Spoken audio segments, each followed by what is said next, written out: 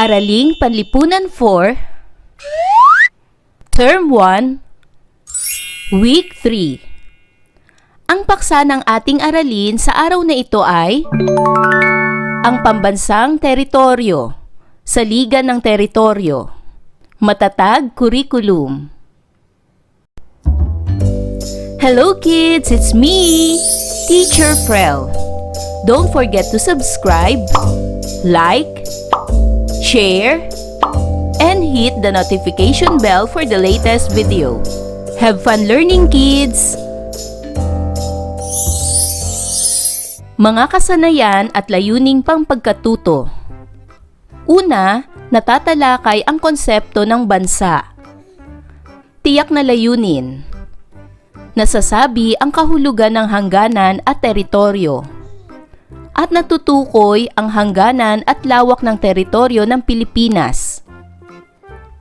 Pangalawa, na ipaliliwanag ang mga saligan ng lawak at hangganan ng teritoryo ng Pilipinas. Tiyak na layunin. Natutukoy ang teritoryo ng Pilipinas ayon sa kasaysayan at saligang batas. At natatalakay ang teritoryo ng Pilipinas gamit ang iba't ibang batayan gaya ng kasaysayan at saligang batas. Tayo ay magkaroon ng maikling balik-aral sa pamamagitan ng gawain bilang isa. Suri mapa. Gamit ang mapa sa ibaba, tukuyin ang mga bansa, pulo at anyong tubig na pumapalibot sa Pilipinas. Isulat ito sa nakalaang kahon sa ibaba at sagutin ang katanungan tungkol sa kahalagahan ng relatibong lokasyon ng Pilipinas. Narito ang mapa. Anong mga bansa, pulo at anyong tubig ang nakapalibot sa mga pangunahing direksyon? Unahin natin ang Hilaga.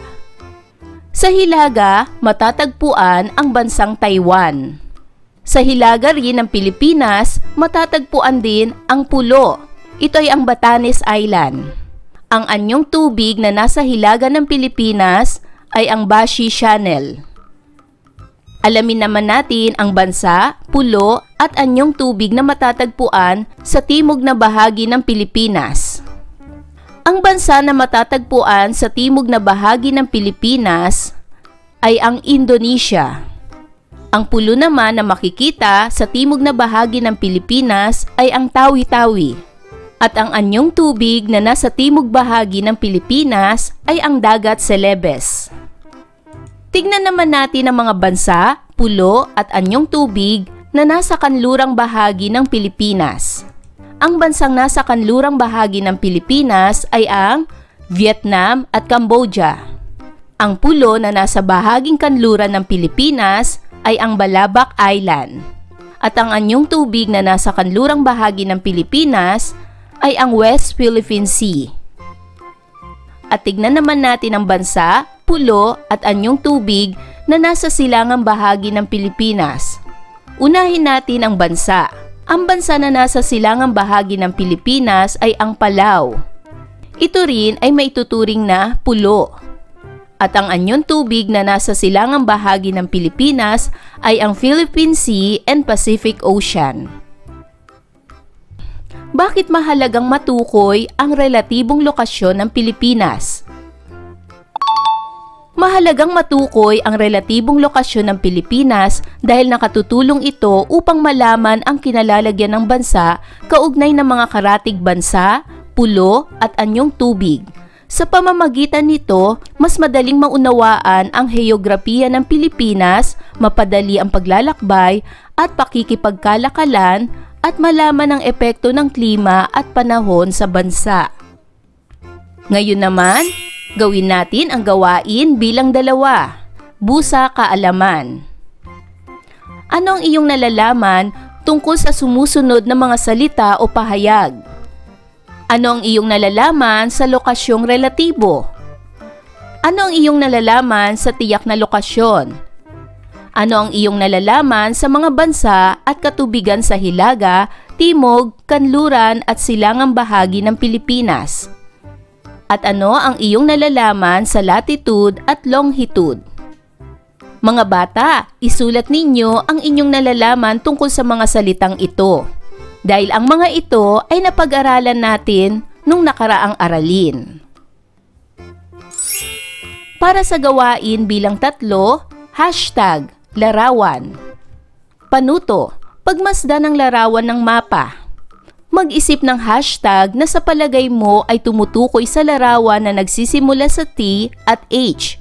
Isulat at ipaliwanag ito sa patlang na nakalaan. Bibigyan ko kayo ng halimbawa mga bata. Unahin natin ang hashtag na nagsisimula sa T. Halimbawa, hashtag Tuklas Pilipinas. Bakit? Narito ang aking paliwanag. Pinili ko ang hashtag na ito dahil ipinapakita ng mapa ang lokasyon at iba't ibang bahagi ng Pilipinas. Nakatutulong ito upang mas makilala at maunawaan ang ating bansa. Narito naman ang aking halimbawa ng hashtag na nagsisimula sa H. Hashtag Heograpiya ng Pilipinas. Bakit? Narito ang aking paliwanag. Pinili ko ang hashtag na ito dahil ipinapakita ng mapa ang lokasyon ng Pilipinas, mga pulo at mga anyong tubig na nakapalibot dito. Nakatutulong ito upang mas maunawaan ang heograpiya ng bansa. Dumako naman tayo sa gawain bilang 4. Ito ay pagbuo ng salita. Panuto, punan ng nawawalang letra ang bawat salita ayon sa kahulugan at pahayag ukol dito. Unang bilang. Isang mahalagang elemento ng estado. Ito ang mga lugar na tinitirhan ng mga tao, gayon din ang mga sakop na lugar na nasa ilalim ng jurisdiksyon ng estado. Ano ang mga nawawalang letra ng salitang ito? Tama! Narito ang nawawalang letra.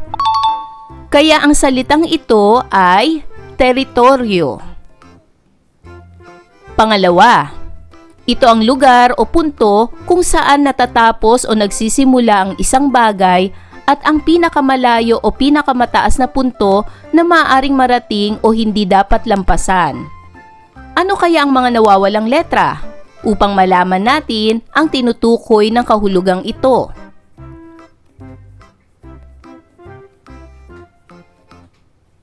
Tama! Ito ang nawawalang letra. Kaya ang salitang ito ay hangganan. Pangatlo, ito ay isang formal o di formal na pagkakasundo sa pagitan ng dalawa o higit pang mga partido na may mga tuntunin at kondisyon ukol sa isang bagay o issue. Ano kaya ang mga nawawalang letra upang mabuo natin ang salitang ito?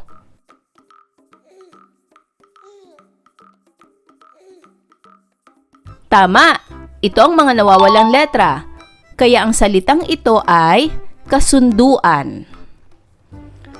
Pang-4, ito ang pinakamahalagang dokumento na nagbabalangkas sa paggawa ng batas, istruktura ng pamahalaan at nagtatakda ng mga prinsipyo, polisiya, karapatan at responsibilidad ng mga mamamayan. Ano kaya ang mga nawawalang letra upang mabuo natin ang salitang ito na tinutukoy ng kahulugang ito?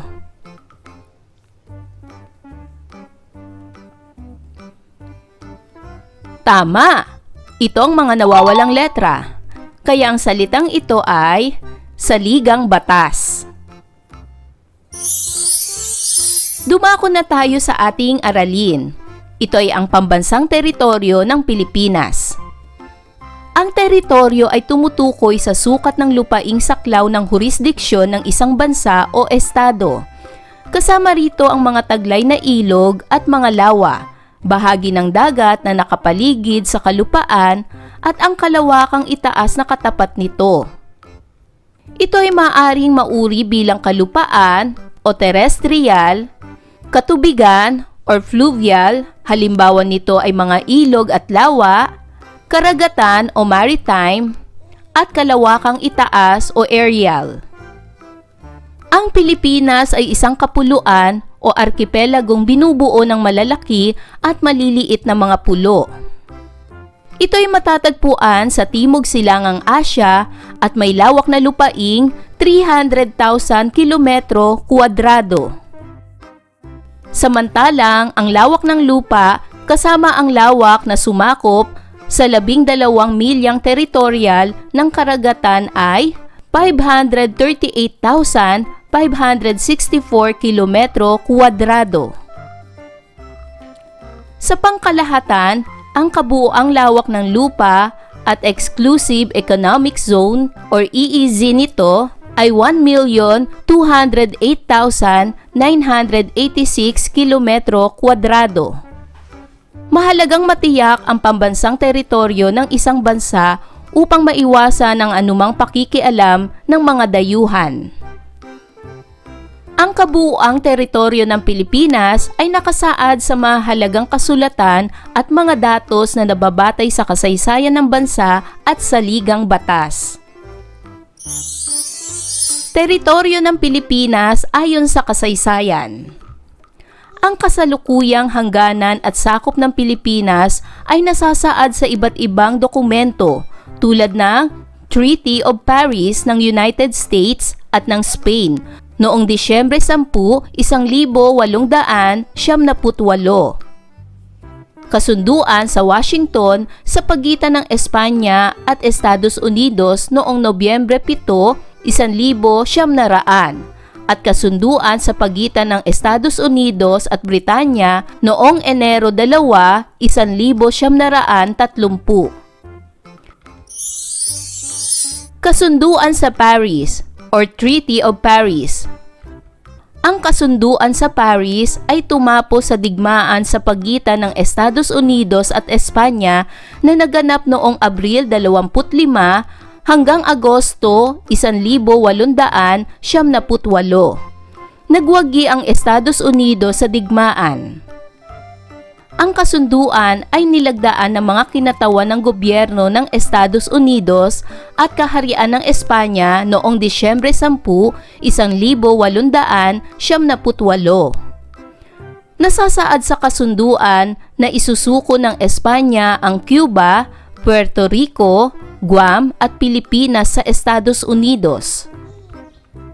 Nasasaad din sa kasunduan na babayaran ng $20 milyong ang Espanya bilang kapalit sa pagbili ng Pilipinas. Kaya ang Pilipinas ay muli na ipasailalim sa kapangyarihan ng panibagong mananakop ang Estados Unidos.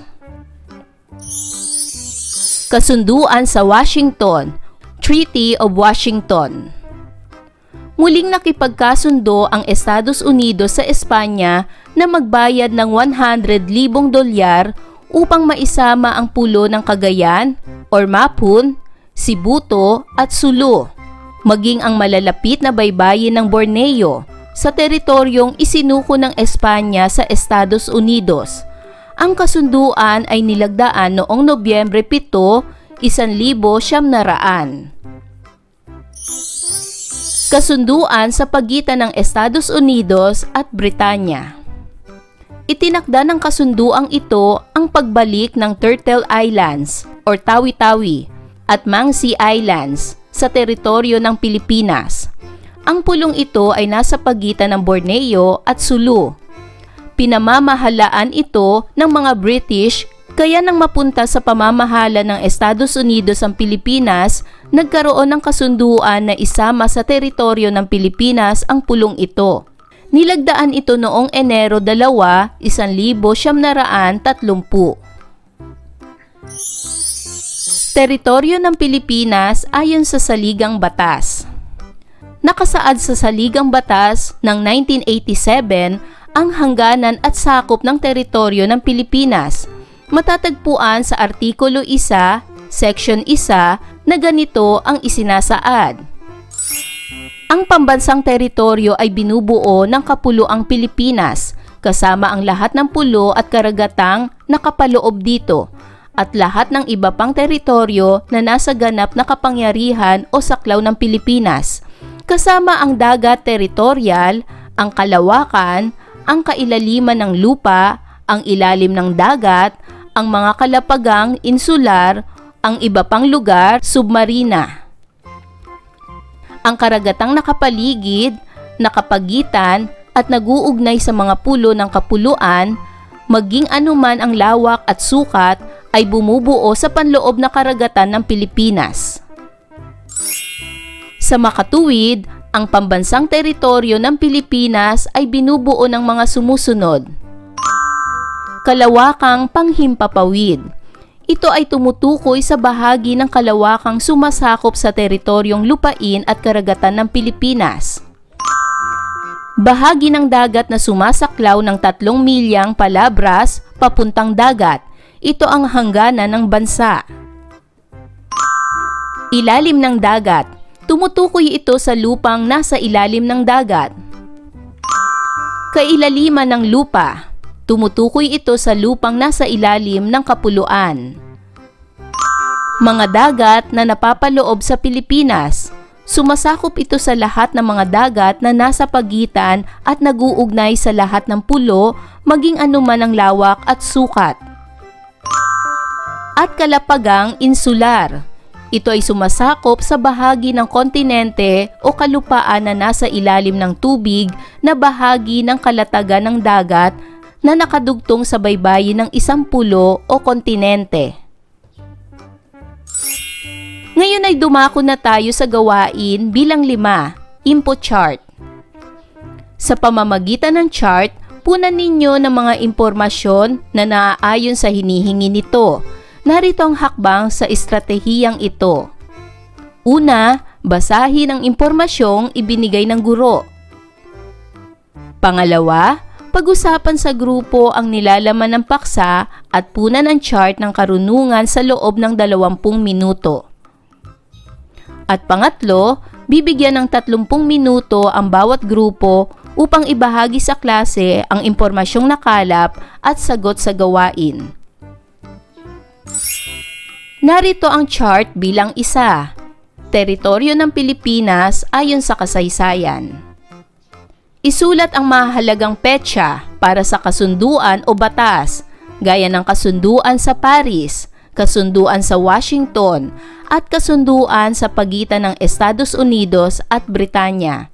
At sa pangatlong kolum, isulat ninyo ang mga probisyon. Maaring i-pause ang video na ito upang masagutan ang gawaing ito.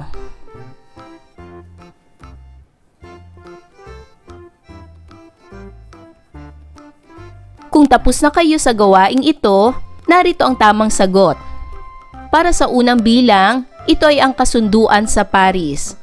Ang mahalagang petsa nito ay Disyembre 10, 1898 or December 10, 1898. Narito naman ang mga probisyon. Sa kasunduang ito, ipinagkaloob ng Espanya sa Estados Unidos ang Pilipinas sa halagang 20 milyong dolyar. Para naman sa pangalawang bilang, ito ay ang kasunduan sa Washington. Ang mahalagang petsa ay Nobyembre 10, 1900 or November 7, 1900. Mga probisyon. Nagkaroon muli ng kasunduan ang Espanya at Estados Unidos kung saan sa pagkakataong ito nadagdag ang Cagayan, Sulu at Cebuto sa teritoryo ng bansa. At ang pangatlo naman ay kasunduan sa pagitan ng Estados Unidos at Britanya. Ang mahalagang petsa ay Enero 2, 1930 or January 2, 1930. Mga probisyon ay ipinahayag dito ang mga hangganang sakop ng Pilipinas kaugnay sa hangganan ng Hilagang Borneo. Ipinahayag din sa kasunduan ang Mangsi at Turtle Islands ay sakop ng kapuluan ng Pilipinas. Para naman sa chart bilang 2, ito ay teritoryo ng Pilipinas batay sa Saligang Batas. Ito ay Saligang Batas ng 1987, Artikulo 1, Section 1. Ano ang isinasaad ng Saligang Batas na ito? Maaring i-pause ang video na ito upang maisulat ninyo ang inyong kasagutan. At narito ang isinasaad ng Saligang Batas. Isinasaad nito na ang pambansang teritoryo ay binubuo ng Kapuluang Pilipinas, kasama ang lahat ng pulo at karagatang nakapaloob dito, at lahat ng iba pang teritoryo na nasa ganap na kapangyarihan o saklaw ng Pilipinas, kasama ang dagat teritorial, ang kalawakan, ang kailaliman ng lupa, ang ilalim ng dagat, ang mga kalapagang insular, at ang iba pang lugar submarina. Ang karagatang nakapaligid, nakapagitan, at naguugnay sa mga pulo ng kapuluan, maging anuman ang lawak at sukat, ay bumubuo sa panloob na karagatan ng Pilipinas. Para naman sa gawaing ito, gawin natin ang sagot mo, itaas mo. Magkakaroon ng laro sa pagtuturo at pagkatuto. Sa gawaing ito, lilinangin ang tiyak na kaalaman at kasanayan ninyo sa paksa tungkol sa teritoryo ng Pilipinas ayon sa kasaysayan at saligang batas. Maghanda ng 2 cardboard para sa bawat pangkat na may salitang ayon sa kasaysayan at ayon sa saligang batas. Bumuo ng 4 na pangkat. Bigyan ng panandang bilang ang bawat kasapi upang mas maging sistematiko ang gagawing laro. Maghanda ng mga pahayag tungkol sa teritoryo ng Pilipinas na nakasaad ayon sa kasaysayan at saligang batas. Itataas ninyo ang salitang kasaysayan kung ang tinutukoy ang pahayag ay teritoryo ng Pilipinas ayon sa kasaysayan, at saligang batas kapag ito ay tumutukoy sa teritoryo ng Pilipinas ayon sa saligang batas. Sumunod, tatawag ang guro ng bilang ng mag-aaral na sasagot sa katanungan. Bawat tamang sagot ay bibigyan ng puntos. Tatawag muli ng iba pang bilang hanggang sa maubos ang mga katanungan. Ang may mataas ang puntos ay tatanghaling panalo. Ang gawaing ito o aktibidad na ito ay gagawin ninyo sa inyong klase sa pamamagitan ng ibibigay ng inyong guro ng mga pahayag. Ang mga pahayag na ito ay ang mga sumusunod. Ito ay para sa gawain bilang 6. Sagot mo, itaas mo. Panuto. Sagutin ang mga sumusunod na pahayag. Isulat ang salitang kasaysayan kung ito ay tumutukoy sa teritoryo ng Pilipinas ayon sa kasaysayan, at salitang saligang batas kung ito'y tumutukoy ayon sa saligang batas. Narito ang mga pahayag. Una, kasunduan sa Paris noong Disyembre 10, 1898. Ito ba ay ayon sa kasaysayan o ayon sa saligang batas?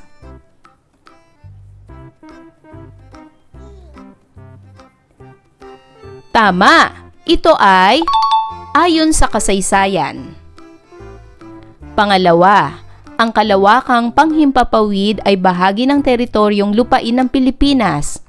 Ito ba ay ayon sa kasaysayan o ayon sa saligang batas?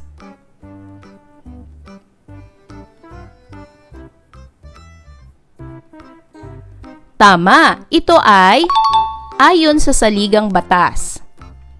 Pangatlo, ang ilalim ng dagat ay lupang nasa ilalim ng dagat na teritoryo ng Pilipinas. Ito ba ay ayon sa kasaysayan o ayon sa saligang batas?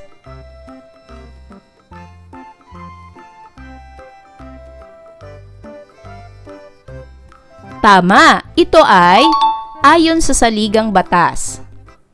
Pang-apat, ang Mangsi at Turtle Islands ay sakop ng kapuluan ng Pilipinas. Ito ba ay ayon sa kasaysayan o ayon sa saligang batas?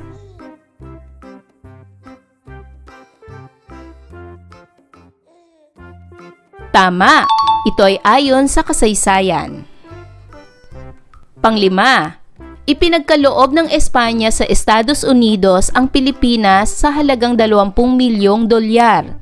Ito ba ay ayon sa kasaysayan o ayon sa saligang batas?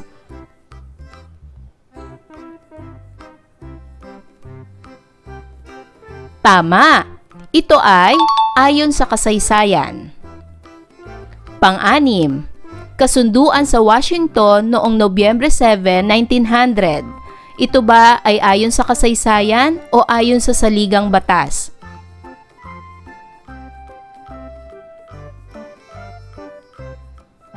Tama, ito ay ayon sa kasaysayan. Pampito, ang dagat teritorial na sumasaklaw sa 3 milyang palabras papunta sa dagat ay hangganan ng bansa. Ito ba ay ayon sa kasaysayan o ayon sa saligang batas?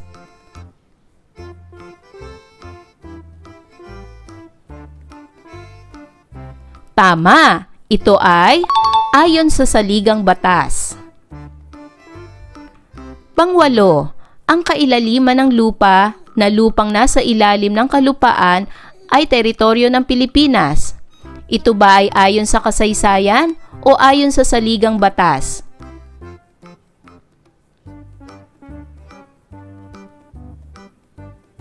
Tama, ito ay ayon sa saligang batas. Pangsyam, lahat ng pulo at karagatang nakapaloob sa Pilipinas ay nasa kapangyarihan ng Pilipinas. Ito ba ay ayon sa kasaysayan o ayon sa saligang batas?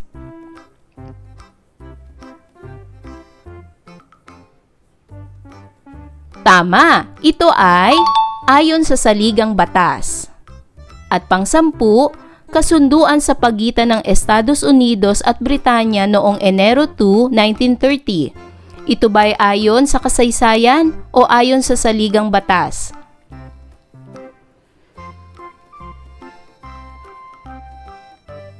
Tama, ito ay ayon sa kasaysayan. Para naman sa gawain bilang 7, diagram ng pag-unawa. Balikan muli ang mga napag-aralang konsepto tungkol sa teritoryo ng Pilipinas ayon sa kasaysayan at saligang batas at punan ng mga kaisipan ang diagram ayon sa hinihingi nito. Narito ang diagram. Saligan ng teritoryo ng Pilipinas. Ito ay mayroong 2 saligan. Una, ayon sa kasaysayan. At pangalawa, ayon sa saligang batas. Ayon sa kasaysayan, mayroon tayong mahalagang petsa. Ito ay Disyembre 10, 1898. Ang kasunduan o batas ay kasunduan sa Paris. Mga probisyon. Sa kasunduang ito, ipinagkaloob ng Espanya sa Estados Unidos ang Pilipinas sa halagang 20 milyong dolyar. Narito pa ang pangalawa. Ayon sa kasaysayan, mahalagang petsa, Nobyembre 7, 1900. Kasunduan o batas. Ito ay kasunduan sa Washington. Mga probisyon. Nagkaroon muli ng kasunduan ang Espanya at Estados Unidos kung saan sa pagkakataong ito, nadagdag ang Cagayan, Sulu at Sibuto sa teritoryo ng bansa. At ang pangatlo ayon sa kasaysayan ay ito, mahalagang petsa, Enero 2, 1930. Kasunduan o batas, ito ay kasunduan sa pagitan ng Estados Unidos at Britanya. Mga probisyon, ipinahayag dito ang mga hangganang sakop ng Pilipinas kaugnay sa hangganan ng Hilagang Borneo. Ipinahayag din sa kasunduan ang Mangsi at Turtle Islands ay sakop ng kapuluan ng Pilipinas. At narito naman ang ayon sa saligang batas. Ayon sa saligang batas, ang pambansang teritoryo ay binubuo ng kapuluang Pilipinas kasama ang lahat ng pulo at karagatang nakapaloob dito at lahat ng iba pang teritoryo na nasa ganap na kapangyarihan o saklaw ng Pilipinas kasama ang dagat teritorial, ang kalawakan, ang kailaliman ng lupa, ang ilalim ng dagat, ang mga kalapagang insular at ang iba pang lugar submarina.